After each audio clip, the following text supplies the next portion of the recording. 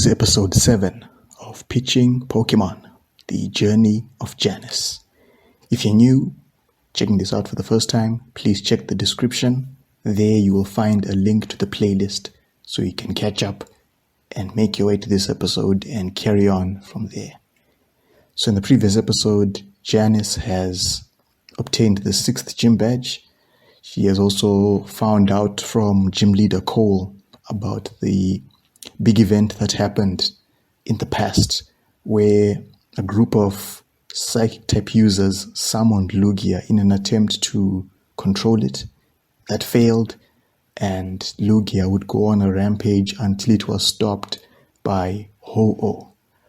So at this point, Janice had found another fragment, making it 2 fragments that she had, and Cole had thought it would be a good idea if she handed those fragments over to the Psychic Essential Monica for safekeeping. And Monica, having a fragment of her own, now has 3 of these fragments, with the hope that she can use these fragments to track down the third eye with help from the other essentials and put a stop to this group's plans before they attempt to summon Lugia again, because Cole believes that they are collecting these fragments in order to recreate another silver wing and summon Lugia again and try and control it again. So they have to stop that.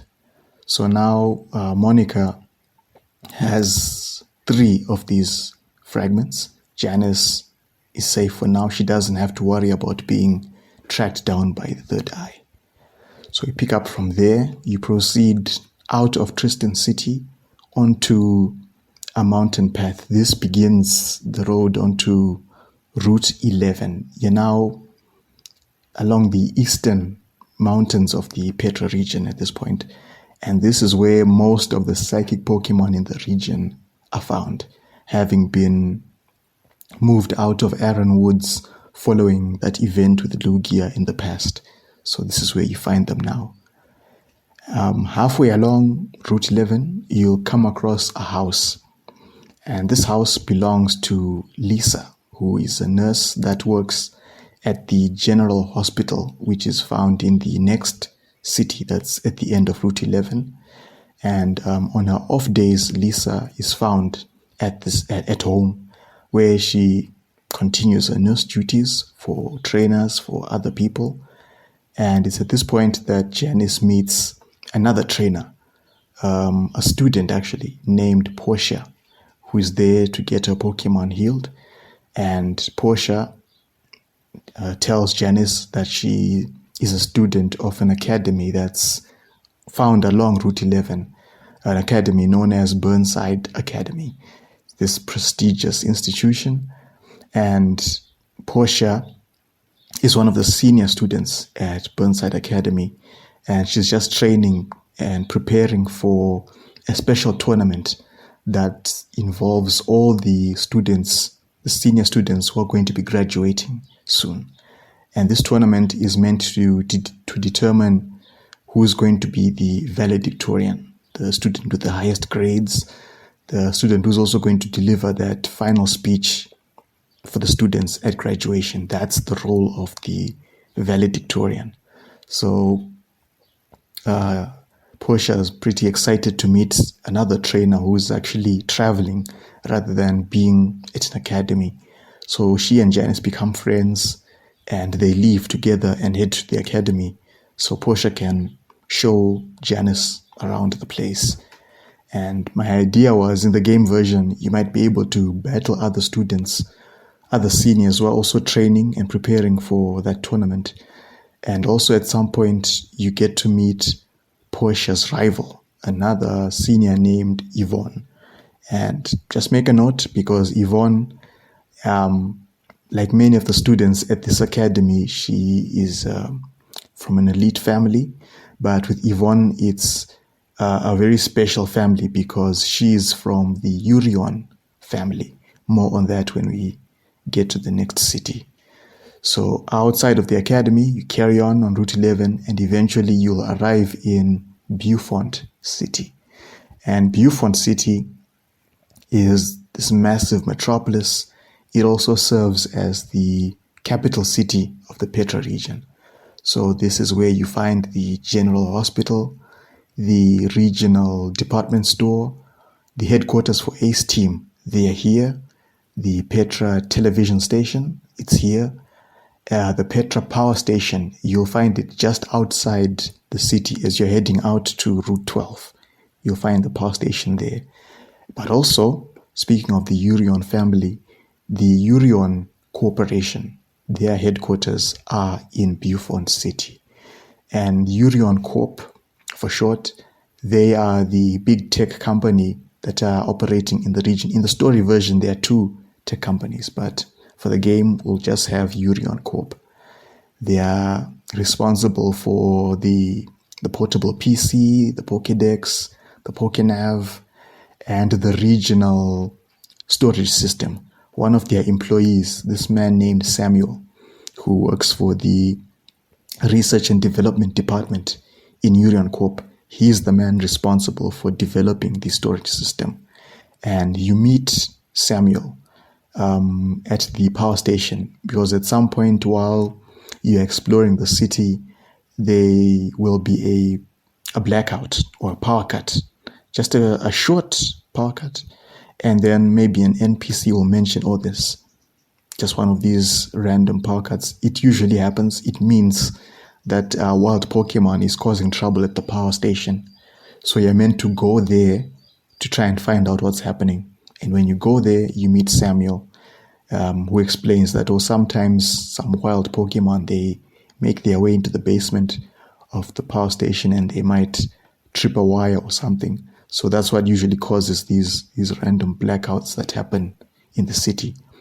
So when you meet Samuel at the power station, he'll then head over to the gym, because Samuel, not only working for Yureon Corp and also helping out at the power station, he is the gym leader who specializes in electric types.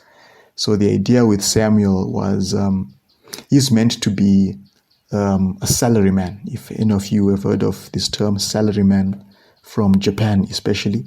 So he's that type of character who's trying to juggle these 3 jobs and also look after his family as well. So he is just meant to be just this regular guy just trying to do his best. So you head over to Yureon Corp, which also serves as the location for the gym. The gym actually takes place on the rooftop of Yureon Corp. That's where you battle Samuel for the badge. If you defeat him, you get the gym badge, and then you head back to Burnside Academy, because Yvonne, once you meet her, she'll not battle Janice initially, not until Janice can prove that she's strong enough to face Yvonne. And that proof is getting the 7th gym badge. So once you've got the badge, you head back to the academy and you can battle Yvonne. And then also when you're done with the gym as well, there's a news report that comes out, since the TV station is here. This live broadcast that happens live from the Pokemon League headquarters. There's a report that says that the Essential moniker has just been taken by this unknown group, because when the reporter gets there, this event has just happened and she's just speaking to people from the headquarters trying to find out what happened. And then this is when there's meant to be like a cutscene to explain what happened to Monica.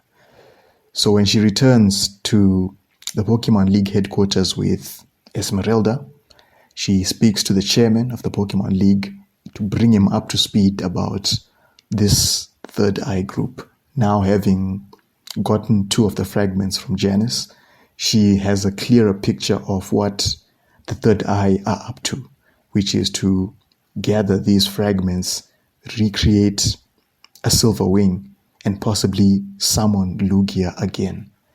So now Monica wants to use the fragments that she's got to track down the Third Eye with help from the other Essentials. So as she's leaving the headquarters now, this is when the Third Eye appear. Members of the Third Eye they appear because they tracked her down thanks to the fragments. And Monica now, realizing that she and Esmeralda are outnumbered by these Third Eye members that have shown up, she is willing to go with the Third Eye as a hostage. And unknown to the Third Eye members as they leave with Monica, Monica drops a Pokeball that Esmeralda picks up. And this Pokeball contains one of Monica's Pokemon, a Madamine.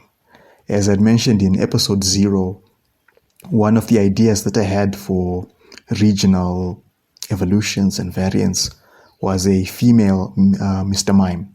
So in this region, when you've got a Mime Junior, a female Mime Junior that evolves, you get a new Pokemon that I'd called Madamine. So this is the Pokemon that Monica is left behind for Esmeralda to pick up. And this particular Madamine has been trained to be able to use teleport to wherever Monica is, regardless of the distance. Madamine can teleport to Monica's current location. So that's the little hint that Esmeralda has picked up now, that okay, Monica is gone with the Third Eye, but there's a way for anyone to track her down thanks to Madamine. So that's the cutscene that plays in order to explain what happened to Monica. So at least now, when you come back to the present, Janice, she now knows, okay, something has happened to Monica, but there's really nothing that she can do right now.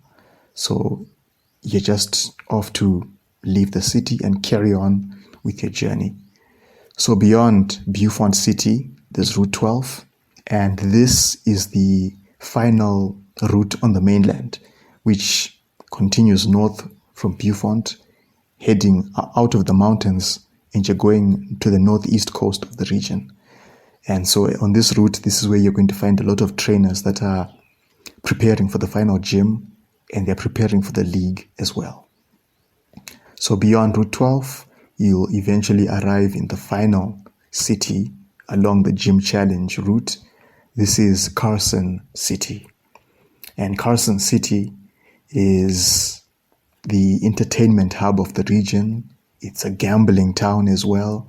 So, and it's also home to the Petra region's equivalent to the Battle Frontier. It's a place that I'd called the Battle Domain. There's a theater as well. The 8th gym is also found here. So when you arrive at the gym, which is at the top of a casino, you are denied entry because you don't have a coin case. But you're told there's someone who hands out coin cases in the city. You're supposed to find that person. And that person is a man named Frankie, who is found at the theater catching one of the performances. And when Janice meets Frankie, she finds out that he's the former gym leader for Carson City. At some point in the past, the current gym leader, a woman named Zinzi, she arrived in town. She had big ideas of turning this town around because at the time it was just a regular town.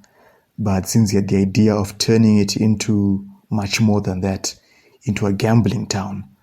And once she took over, she challenged Frankie for the chance to become the gym leader.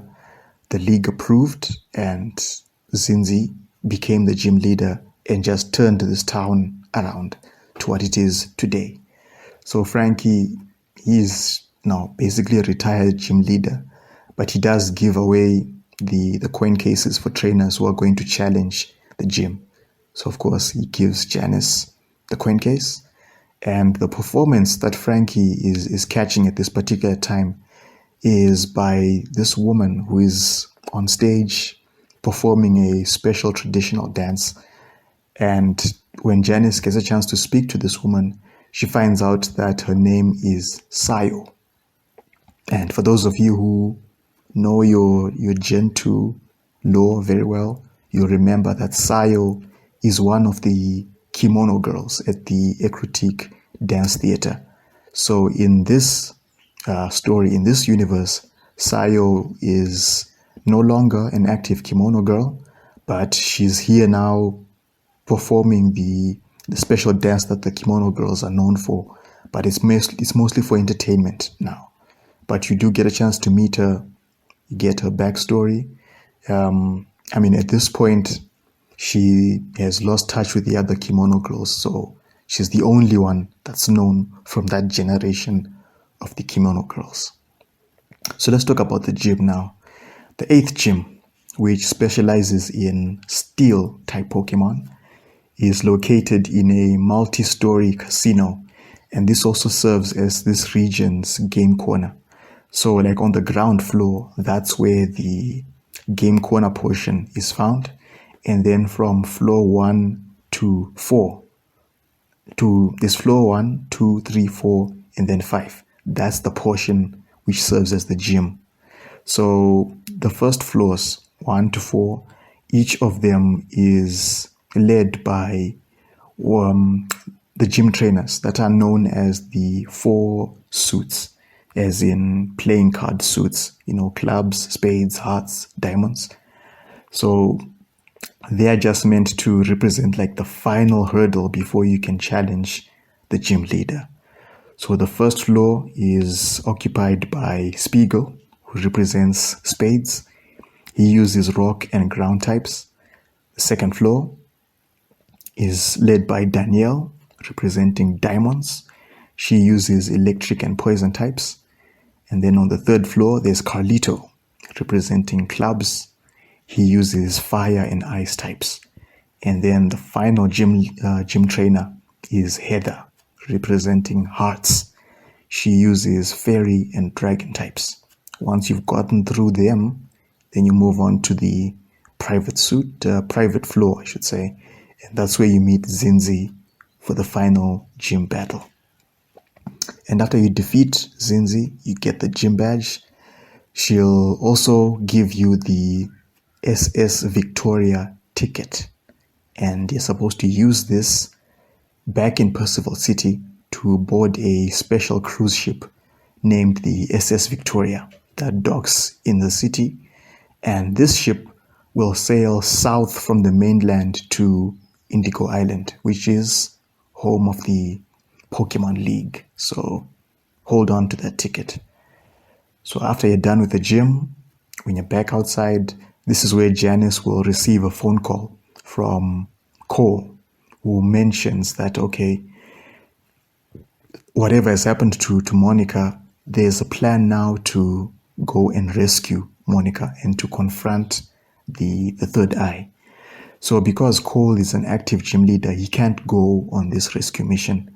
But he's decided to call Janice because now that she's done with challenging the gyms and has gotten much stronger now, she can join the rescue team and go and save Monica. So this is the final big mission before you head to the league. So now whatever preparations that you need to do before heading to rescue Monica, now is the time to do them. So we'll pick up from there in the next episode. So please look forward to it. Otherwise, thank you for listening to this one. Have a good day and take care.